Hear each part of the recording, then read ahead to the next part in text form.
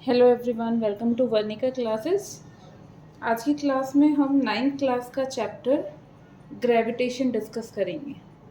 ठीक है, gravitation chapter 9th class का चैप्टर है। सबसे पहले क्या कहता है ग्रेविटेशन का लॉ? ये एक यूनिवर्सल लॉ है। कैसा लॉ है बच्चा? यूनिवर्सल लॉ है। यह क्या कहता है? इट स्टेट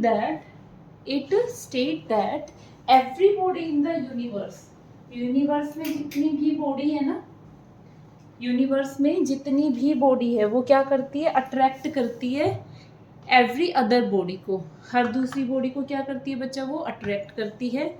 अब जिस फोर्स से वो अट्रैक्ट करती है ना, वो क्या होता है बेटा? डायरेक्टली प्रोपोर्शनल होता है। किसके डायरेक्टली प्रोपोर्शनल होता है? To the product of their masses. और इन्वर्सली प्रोपोर्शनल होता है the square of the distance between them. ठीक है, जो थ्योरी में लिखा वो ये है। हमारे पास क्या है? दो बॉडी है। ये बॉडी इसको अट्रैक्ट कर रही है एक फोर्स से, और जो M2 बॉडी है वो M1 को अट्रैक्ट करती है किसी एक फोर्स से। तो कहता है हर एक बॉडी यूनिवर्स में दूसरी बॉडी को एक फोर्स से क्या करती है बेटा? अट्रैक्ट करती है। और जो उस पर फोर्स ऑफ ग्रेविटेशन लगता है वो डायरेक्टली प्रोपोर्शनल होता है। किसके डायरेक्टली प्रोपोर्शनल होता है बेटा? जो आपके दो ये क्या है? मासेस है, इनकी तो प्रोडक्ट के, और जो इनके बीच का डिस्टेंस है उसके क्या होता है? ये फोर्स इनवर्सली प्रोपोर्शनल होता है। और सिर्फ डिस्टेंस के नहीं, स्क्वायर ऑफ द डिस्टेंस के। ठीक है, यूनिवर्सल लॉ ये कहा गया है। यूनिवर्सल लॉ क्यों कहा गया है? क्योंकि ये यूनिवर्स में इसी चीज़ पे रुका रहेगा। ठीक है ना, हर जगह फॉलो होगा ये। यूनिवर्स में ये हर जगह फॉलो होगा। ठीक है, जब हम ये डायरेक्टली का साइन हटाते हैं ना बेटा, तो क्या आता है? क्या आता है? एक कांस्टेंट आता है जिसका नाम क्या है? Gravitational constant. क्या नाम है बेटा जी? Gravitational constant. जिसको किससे रिप्रेजेंट करते हैं? जी से रिप्रेजेंट करते हैं। तो बच्चा आपका जी क्या हो गया? ग्रेविटेशनल कांस्टेंट हो गया। इसमें M1 और M2 क्या हो गए बेटा? मासेज हो गए। किसके? दो बॉडी के। मासेज किसके हो गए बेटा? सॉरी, दो बॉडी के क्या हो गए? ये जो दो बॉडी लिए है ना हमने, उसके क्या है? ये मासेज है। और आर क्या है बेटा? Distance between two masses. Distance between two masses. ठीक है ना। और एफ क्या है आपका? ग्रेविटेशनल फोर्स है। फिर से देखो, every body in the universe is attract another body with a force which is directly proportional to the product of their masses and inversely proportional to the square of the distance। Clear बेटा? जब ये आप directly का sign हटाओगे तो एक constant लगेगा जिसको capital G कहेंगे। यही हमारा क्या है? ग्रेविटेशनल कांस्टेंट है। M1 और M2 क्या है बेटा? मासेस है बॉडी की। M1 और M2 क्या है बेटा? मासेस है। और R क्या है? दोनों बॉडी के बीच के सेंटर से लेना है, क्योंकि ये एक सेंट्रल फोर्स होता है। कई बार न्यूमेरिकल ऐसा दे देगा आपको, डिस्टेंस यहाँ से मेजर करके दे देगा, है ना, तो आप क्या कहोगे कि ये तो वैलिड ही नहीं है, ये जो स्टेटमेंट है वो वैलिड ही नहीं है। क्यों? क्योंकि जो ग्रेविटेशनल फोर्स है वो सेंट्रल फोर्स है। इसके सेंटर से और दूसरी बॉडी के सेंटर से बीच की डिस्टेंस को ही हम R कहते हैं। ठीक है बेटा, ये क्या है? F क्या है आपका? ग्रेविटेशनल फोर्स है। क्लियर हुआ? क्लियर है बेटा? नोट डाउन कर लो आप। ठीक है, आगे कहता है, अब देखो कई बार ये होता है कोई बच्चा थोड़ा सोचे, हालांकि ये तो जेन्युइन क्वेश्चन है, हर बच्चे के माइंड में आता होगा कि यार मैं क्लास में दूसरे बच्चों के साथ बैठता हूँ, मुझे तो कभी उससे अट्रैक्शन फील नहीं होता, है ना, सीधी सी बात है। तो ग्रेविटेशनल जो फोर्स होता है, एक तो वो नॉन कॉन्टेक्ट फोर्स है। नॉन कॉन्टेक्ट मतलब ऐसा नहीं है कॉन्टेक्ट में आओगे तभी लगोगे, आप दूर दूर भी रहोगे ना तो भी एक फोर्स आपकी बॉडी में लगा रहता है हमेशा। तो ये क्या है? एक तो नॉन कॉन्टेक्ट फोर्स है। दूसरा, ये हमेशा ही क्या करता है? अट्रैक्ट करता है, रिपेल नहीं करता है। इस वजह से क्या बोला गया है? It is always attractive in nature. Nature में ये क्या होता है? हमेशा एक अट्रैक्शन रखता है। अब मासेज पे तो कैसे डिपेंड कर रहा है बेटा, ये डायरेक्टली डिपेंड कर रहा है, और इनवर्सली कैसे डिपेंड कर रहा है, स्क्वायर ऑफ द डिस्टेंस के। ठीक है, ये इनवर्स स्क्वायर लॉ को फॉलो करता है बेटा, क्या करता है ये, इनवर्स स्क्वायर लॉ को भी फॉलो करता है। और ये कैसा फोर्स है बेटा, एक सेंट्रल फोर्स है। सेंट्रल फोर्स मतलब बच्चा ये होता है कि एक बॉडी के सेंटर से और दूसरी बॉडी के सेंटर से डिस्टेंस मेजर की जाएगी। ठीक है, तो फर्स्ट कंडीशन को क्या लिखोगे आप, जो मासेज के डायरेक्टली प्रोपोर्शनल है, m1 और m2 दोनों की क्या कर दी, प्रोडक्ट कर दी, उसके तो डायरेक्टली प्रोपोर्शनल आपका gravitational force. This is your first equation बेटा। सेकंड, इनवर्स स्क्वायर लॉ को भी फॉलो करता है, तो इनवर्स मतलब इनवर्सली प्रोपोर्शनल है स्क्वायर ऑफ द डिस्टेंस की। This is equation number second. First और सेकंड को कंबाइन करोगे तो क्या मिलेगा बेटा, F inversely proportional m1 m2 upon R square. जब आप डायरेक्टली का साइन हटाओगे तो क्या मिलेगा बेटा, आपको एक कांस्टेंट मिलेगा जिसका नाम क्या है, g है। ठीक है, अब यहाँ पे कई बार क्वेश्चन आ जाता है आपका कि ग्रेविटेशनल फोर्स की यूनिट बताओ और ग्रेविटेशनल फोर्स का डायमेंशन फॉर्मूला बताओ। तो उसके लिए बच्चे क्या करते हैं, रट लेते हैं, लेकिन बहुत सारी चीज़ें होती है बेटा, ऐसा नहीं है कि रटा जो आपने रट लिया वो हमेशा एग्जैक्टली आपके माइंड में स्टोर हो, है ना। तो आप अगर एक मेथड से निकालना स्टार्ट करोगे तो वो वेल एंड गुड है। जैसे देखो, हमें ये चीज़ तो याद है, अब हमें ग्रेविटेशनल कांस्टेंट की वैल्यू निकालनी है ना बच्चा, तो जी को हम इधर रखेंगे, आर स्क्वायर इधर क्या हो रहा है, डिवाइड हो रहा है ना, इधर जाके क्या हो जाएगा बेटा, मल्टीप्लाई, तो F multiply are square. m1 और m2 इधर क्या हो रहे हैं, मल्टीप्लाई में हो रहे हैं, नीचे आके क्या हो जाएंगे बेटा, डिवाइड में हो जाएंगे, तो m1 और m2 हो गए। ठीक है, अब बेटा जो फोर्स की यूनिट होती है वो क्या होती है, न्यूटन होती है। आर स्क्वायर की यूनिट क्या होती है बेटा, आर क्या है, एक डिस्टेंस है, डिस्टेंस को किस में मेजर करते हैं, मीटर में। अब आर का स्क्वायर है तो मीटर का भी स्क्वायर हो जाएगा। m1 और m2 क्या है, आपके मासेज है ना बच्चा, तो मासेज की यूनिट क्या होती है, kg होती है ना, तो हमने यहाँ पे क्या लिख दिया, kg। फर्स्ट बॉडी का kg, सेकेंड बॉडी का भी kg, तो क्या हो गया, kg स्क्वायर। तो इस हिसाब से बेटा आपकी ग्रेविटेशनल कांस्टेंट की यूनिट क्या बनी बच्चा, न्यूटन मीटर स्क्वायर पर KG square, newton metre square पर केजी स्क्वायर। क्लियर है। अब जो इस कांस्टेंट की वैल्यू होती है ना बच्चा, वो कितनी होती है, फिक्स होती है, 6.67 इंटू 10 की पावर -11 न्यूटन मीटर स्क्वायर पर केजी स्क्वायर। ठीक है, इसको आप हमेशा याद रखना। क्लियर है, सिंपल, हमने कुछ नहीं किया बेटा, हमने पहले ये लगाया ग्रेविटेशनल फोर्स का फॉर्मूला लगाया, उसके बाद जब कांस्टेंट आ गया तो कांस्टेंट को हमने एक साइड रखा, बाकी सब चीज़ को जो डिवाइड हो रही है वो मल्टीप्लाई हो गई और जो मल्टीप्लाई हो रही है वो डिवाइड हो जाएगी। ठीक है, उसके बाद हमने देखा कि फोर्स की यूनिट न्यूटन और आर के स्क्वायर मीटर और केजी हो जाएगा आपकी मास की यूनिट, तो नीचे क्या आ जाएगा बेटा, केजी स्क्वायर आ जाएगा।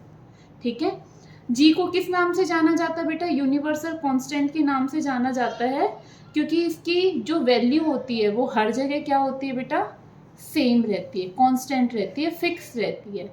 और ऐसा नहीं है कि वो दूसरे ऑब्जेक्ट के मास से इफेक्ट हो जाए, नहीं, चाहे कितना ही हैवी आ जाए, कितना ही लाइट मास आ जाए, वो हमेशा क्या रहेगी बेटा, फिक्स रहेगी, कांस्टेंट रहेगी। इसी वजह से जी को यूनिवर्सल कांस्टेंट, कांस्टेंट भी नहीं, यूनिवर्सल कांस्टेंट मतलब यूनिवर्स में कहीं भी चले जाओ आप, जी की वैल्यू वहाँ भी फिक्स रहेगी हर पॉइंट पे। जो यूनिवर्सल ग्रेविटेशनल कांस्टेंट है ना बेटा, उसकी जो मैथमेटिकली फॉर्म है वो क्या है, न्यूटन लॉ ऑफ ग्रेविटेशन हमारा ये हो गया। अगर हम ये मान ले कि जो हमारी दो बॉडी है उसको हमने कितना मान लिया बेटा, 1 kg मान लिया, क्या मान लिया बच्चा, 1 kg मान लिया, और डिस्टेंस को हमने 1 मीटर मान लिया, है ना। अगर ये जो कंडीशन हमने अज्यूम की है इसको मैं इक्वेशन नंबर फर्स्ट में रख दूँ तो क्या आएगा बच्चा, m1 और m2 की जगह तो 1 1 किया हमने, और r की जगह मेरा बच्चा क्या किया, 1 किया, तो क्या आ गया बेटा, f किसके इक्वल आ गया, g के इक्वल आ गया। f क्या है मेरा बच्चा, यूनिवर्सल ग्रेविटेशनल, सॉरी f क्या है बेटा, ग्रेविटेशनल फोर्स है, और g क्या है मेरा बच्चा, यूनिवर्सल ग्रेविटेशनल कांस्टेंट। तो आप क्या लिखोगे बच्चा, आप लिखोगे gravitational force is equal to universal gravitational constant when unit masses separated by a unit distance. Universal gravitational constant can be define. अच्छा, आप यूनिवर्सल ग्रेविटेशनल कांस्टेंट को डिफाइन कर रहे हो ना, तो आप पहले यूनिवर्सल ग्रेविटेशनल कांस्टेंट को लिखोगे. कैसे डिफाइन करोगे बेटा? Universal gravitational constant can be define as a gravitational force when two unit masses. Unit masses मतलब बच्चा 1 kg है ना, मास है तो 1 kg बोल दिया, यूनिट मतलब 1 होता है. When unit mass is separated by a unit distance. ठीक है, उसका जो SI यूनिट होगा बेटा वो कैसे निकलेगा अभी निकाल के बताया, सेम हमने यहाँ पे रिपीट किया है. इतना आपको समझ आया? इतना क्लियर है बेटा? इतना क्लियर है बच्चा? आगे चलें.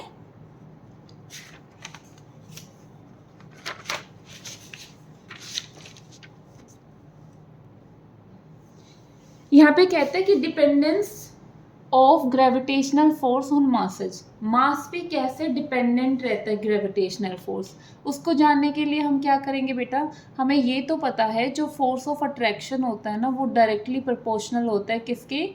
बॉडी के मास के. ठीक है, तो हमने एक एग्जांपल लिया, हमने 2 बॉडी ली, दोनों का मास क्या लिया बेटा? स्मॉल m लिया, और उसको क्या कर दिया बेटा? r डिस्टेंस की दूरी पे रख दिया. दोनों मासेज को r डिस्टेंस की दूरी पे रख दिया. तो मैं इसको फर्स्ट फोर्स ऑफ अट्रैक्शन मानती हूँ. किसके इक्वल आया बेटा? फोर्स ऑफ अट्रैक्शन क्या कहते हैं कि डायरेक्टली प्रोपोर्शनल होता है ना, डायरेक्टली को हटाएंगे तो ग्रेविटेशन कांस्टेंट आएगा. m1 की वैल्यू भी 1, m2 की वैल्यू भी 1 अपॉन जो डिस्टेंस होगी उसके स्क्वायर के इक्वल आ गया. ये हमारा ग्रेविटेशनल फोर्स आ गया बच्चा. अब हमने क्या किया? हमने कहा कि 2 ऑब्जेक्ट लिए हमने. पहला ऑब्जेक्ट तो क्या लिया बेटा? m लिया, और दूसरा ऑब्जेक्ट क्या ले लिया? 2m ले लिया. सेम डिस्टेंस से हमने इसको इतनी दूरी पे फिर से रखा. फिर हमने देखा कि फोर्स ऑफ अट्रैक्शन कितना आया. तो जब हमने फोर्स ऑफ अट्रैक्शन देखा ना बेटा, वही g, m1 की वैल्यू कितनी है मेरा बच्चा? m, और m2 की वैल्यू कितनी है? 2m अपॉन क्या हो जाएगा? r². ठीक है, अब 2 तो हमने आगे कर लिया बच्चा, g as it is, m1 की वैल्यू भी ये m और m दोनों हमने पीछे रख दिया अपॉन r². अगर ये वैल्यू देखें तो ये किसकी है? फर्स्ट फोर्स ऑफ अट्रैक्शन की है. तो इसकी जगह पे मैं क्या लिख सकती हूँ बच्चा? F1 लिख सकती हूँ ना, 2 हमारा आगे है. तो जो दूसरा फोर्स ऑफ अट्रैक्शन आया वो क्या आया? 2F1 आया. अब हमने एक एग्जाम्पल और माना कि जब दोनों ही मासेस 2m के हो, एक बॉडी का मास भी 2m और दूसरी बॉडी का मास भी 2m, जब हमने इसको r डिस्टेंस से अलग किया ना, फिर हमने देखा कि फोर्स ऑफ अट्रैक्शन कितना आया. तो g m1 m2 upon r². ठीक है, ये हमने कर दिया. अब 2 और 2 कितना हो जाएगा बेटा? 4. आगे ले लिया, अंदर क्या बचा? g m1 m2 upon r². तो m1 की जो वैल्यू थी ना उसमें से 2 आगे निकाल लिया, m ही बचा. m2 की वैल्यू में भी 2 आगे ले लिया, m ही बचा. तो ये जो वैल्यू है ये किसकी है बच्चा? ये फिर से किसकी है? F1 की है. तो फिर हमने क्या देखा? ये 4F1 आ गया. मतलब ये एग्जाम्पल क्या दिखा रहा है आपको कि जैसे जैसे आप मास बढ़ाते जा रहे हो वैसे वैसे आपका ग्रेविटेशनल फोर्स भी क्या होता जा रहा है बेटा? बढ़ता जा रहा है ना. और यही चीज़ इसकी फर्स्ट वो कहता है कि आप जैसे मास बढ़ाओगे आपका फोर्स ऑफ अट्रैक्शन भी क्या हो जाएगा? बढ़ जाएगा. यही चीज़ बताती है डायरेक्टली प्रोपोर्शनल. क्या बताती है बेटा? Directly proportional. ठीक है ना. आगे आता है, अभी इसी लॉ में हमने एक चीज़ और पढ़ी है कि ये ग्रेविटेशनल जो फोर्स होता है ना डिस्टेंस के क्या होता है? इन्वर्सली प्रोपोर्शनल होता है. कैसा होता है बच्चा? इन्वर्सली प्रोपोर्शनल होता है. तो जो फोर्स ऑफ अट्रैक्शन है ना दोनों बॉडी का, इन्वर्सली प्रोपोर्शनल होगा स्क्वायर ऑफ द डिस्टेंस के. तो सेम एग्जांपल लेते हैं हम कि 2 बॉडी ली, दोनों बॉडी का मास तो m ही रखा और r डिस्टेंस से क्या कर दिया? उनको अलग कर दिया. तो हमारा फोर्स ऑफ अट्रैक्शन क्या आया? g m1 की वैल्यू भी m, m2 की वैल्यू भी m अपॉन r² आ गया. तो हमारा फोर्स ऑफ अट्रैक्शन कितना आया? g m² upon r². ठीक है. अब force of attraction when distance is double, mass तो इस बार हमने सेम रखे, लेकिन डिस्टेंस को क्या कर दिया बेटा, डबल कर दिया। जब हमने डिस्टेंस को डबल किया तो नीचे तो r का स्क्वायर होता है ना बेटा, लेकिन r की वैल्यू इस बार क्या है, 2r है। तो जब हमने 2r का स्क्वायर किया ना तो क्या आया हमारे पास, 4r स्क्वायर आया। तो 4 कांस्टेंट है, हमने आगे ले लिया, पीछे हमारे पास क्या बचा, GMM अपॉन आर स्क्वायर, जो कि हमारे पास किसकी वैल्यू है बेटा, F1 की वैल्यू है। मतलब F1 का कितना, 1/4 क्या आया आपका, F2 का वैल्यू आया। फिर हमने डिस्टेंस को 3 टाइम करके देखा।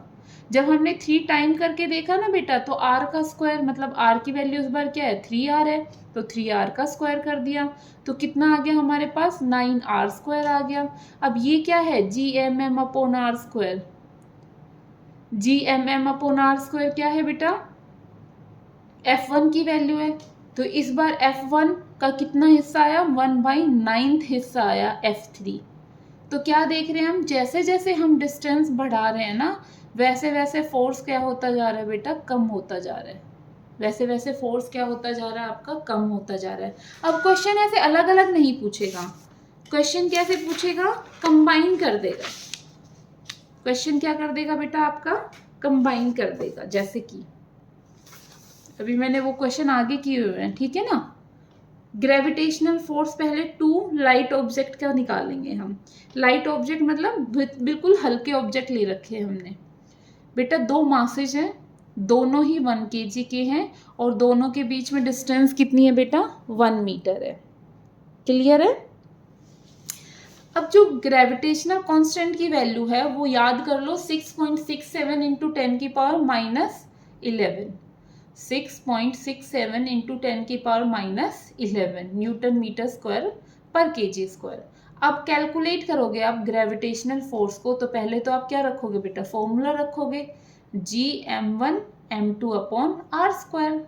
जी की वैल्यू कितनी है, 6.67 इंटू 10 की पावर -11, M1 की वैल्यू 1 kg, M2 की value 1 kg upon R square कितना हो जाएगा, 1 का स्क्वायर हो जाएगा।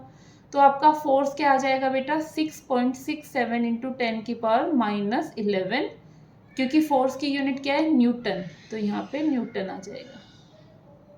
ठीक है बेटा। जो आपका ग्रेविटेशनल फोर्स है वो नेचर में वीकेस्ट फोर्स है, इसी वजह से जब आप दूसरी बॉडी के पास बैठे रहते हो ना, तो आपको वो फोर्स फील नहीं होता, क्योंकि वो बहुत वीक फोर्स है, वो बहुत ज़्यादा वीक फोर्स है। अब यही हमने 2 ऑब्जेक्ट कैसे ले लिए बेटा, मैसिव ले लिए, थोड़े हैवी ऑब्जेक्ट के ले लिया। एक बॉडी का मास 60 kg और दूसरी बॉडी का मास 100 kg है, और उसको 1 मीटर की डिस्टेंस की दूरी पे रखा गया है। तो सेम हम ग्रेविटेशनल फोर्स रखेंगे, वो किसके इक्वल होता है, GM1 M2 upon R square. जी की वैल्यू कितनी हो जाएगी, सेम बेटा, कांस्टेंट है ये, तो हर जगह क्या रहेगी, सेम ही रहेगी, 6.67 इंटू 10 की पावर -11। M1 कितना है बेटा आपका, 60 है, M2 कितना है बेटा, 100 है, और R की वैल्यू कितनी है, 1 है। ठीक है। अब यहाँ पे आपने क्या किया बेटा, 1 2 3, 10 की पावर 3 तो ये लिखा, 6 हमने यहाँ पे लिख दिया, 10 की पावर -11। बेस सेम है तो पावर ऐड हो जाएगी बेटा, 3 प्लस -11। जब 6.67 को आप 6 से मल्टीप्लाई करोगे तो कितना आएगा बेटा, 40.04। ये जब बेस सेम है तो पावर ऐड कर दिया आपने, पावर ऐड करी तो कितना आया बेटा, -8 आया। कितना आया बेटा, -8 न्यूटन का फोर्स आया। तो ग्रेविटेशनल फोर्स का 1-2 न्यूमेरिकल किया हमने, एक हैवी ऑब्जेक्ट का और एक लाइट ऑब्जेक्ट का। ठीक है। आज हम इतना ही करेंगे। क्या क्या पढ़ा बेटा हमने, जल्दी से रिकैप कर लेते हैं। ग्रेविटेशनल फोर्स पढ़ा, ये क्या कहता है कि हर एक बॉडी दूसरी बॉडी को एक फोर्स से क्या करती है, अट्रैक्ट करती है, जो कि डायरेक्टली प्रोपोर्शनल होता है उसकी दोनों बॉडी की प्रोडक्ट के मासेस के, तो प्रोडक्ट के, और जो उसके बीच में डिस्टेंस होते हैं उसके क्या होता है, इन्वर्सली प्रोपोर्शनल होता है, स्क्वायर ऑफ द डिस्टेंस के। ठीक है। ग्रेविटेशन की यूनिट निकाली, उसके बाद मास पे ये डायरेक्टली डिपेंड करता है और डिस्टेंस पे ये इन्वर्सली डिपेंड करता है, उसको एग्जाम्पल से समझा। हैवी ऑब्जेक्ट होगा तो ग्रेविटेशनल फोर्स क्या होगा, लाइट ऑब्जेक्ट होगा तो ग्रेविटेशनल फोर्स क्या होगा। ये हमने आज की वीडियो में किया है। Thank you so much.